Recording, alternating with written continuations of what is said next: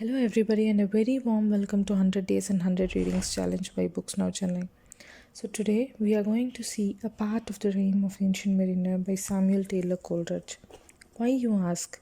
Because growing up, this was the first poem that intrigued me.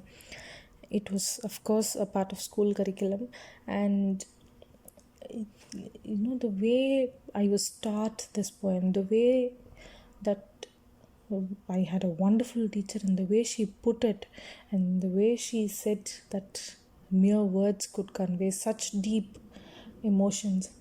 It was very, very impactful, and we are reading this today because this was the start of my literary journey, and it was one of those profound moments for me that I knew that literature could be so much more than it appears on pages.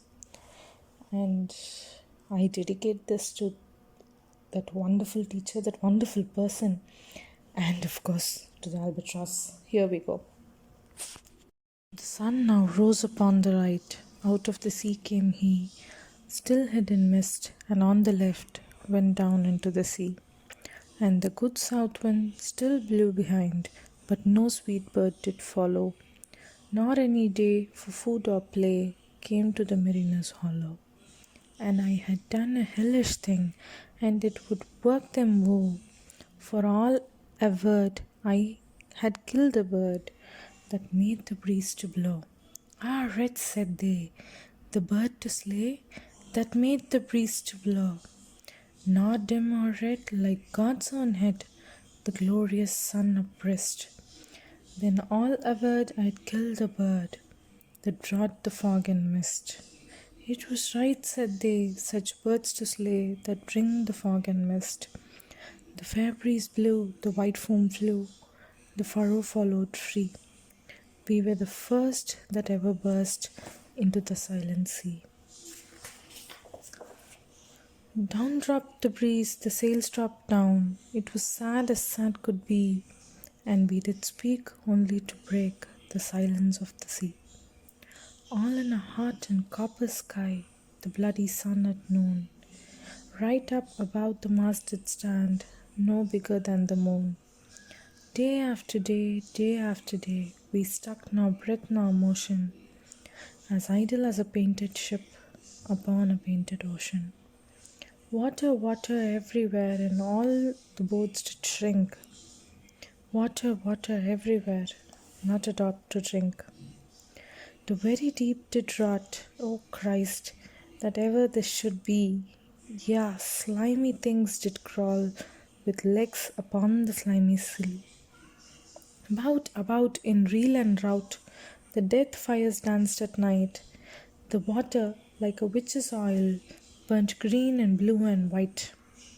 And some in the dreams assured were of the spirit that plagues us so.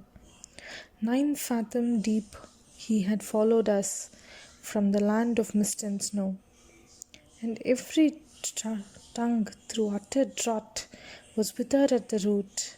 We could not speak no more than if we had been choked with soot. Ah, well a day! What evil looks had I from young and old! Instead of the cross, the albatross about my neck was hung. The whole context of the poem is that the ancient mariner stops 3 wedding guests, and one of the wedding guests is so compelled by the ancient mariner's story that he sits down and listens to the whole of it. The mariner starts by saying that they sail towards the south, and once they reach the line, they are pushed towards the South Pole, and it is very cold, and there's ice everywhere. He calls it the land of ice and of fearful sounds. There was no living thing to be seen. And suddenly they see a giant seabird called the albatross that came through the snow fog and was received with great joy and hospitality.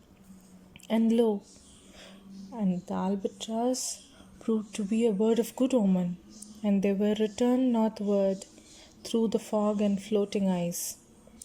The ancient mariner inhospitably kills the pious bird.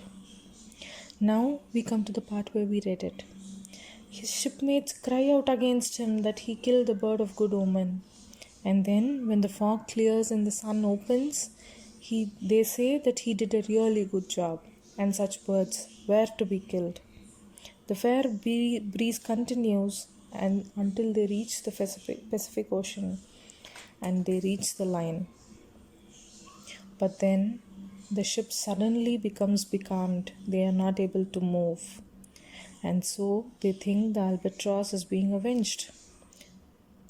The shipmates then get distressed that this was all because of the ancient mariner shooting the albatross. And instead of the cross, they hang the albatross around his neck.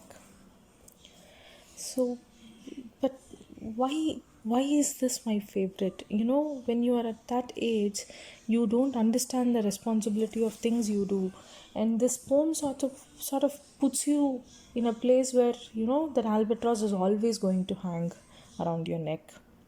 So this mariner's act of killing albatross is a very irrational thing to do. He had no reason to kill that bird, and when he did, it weighs down the whole crew, and he has to bear the weight of this mistake throughout.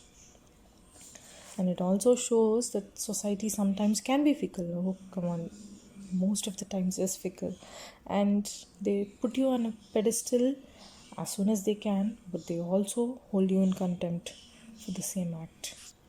Thank you very much.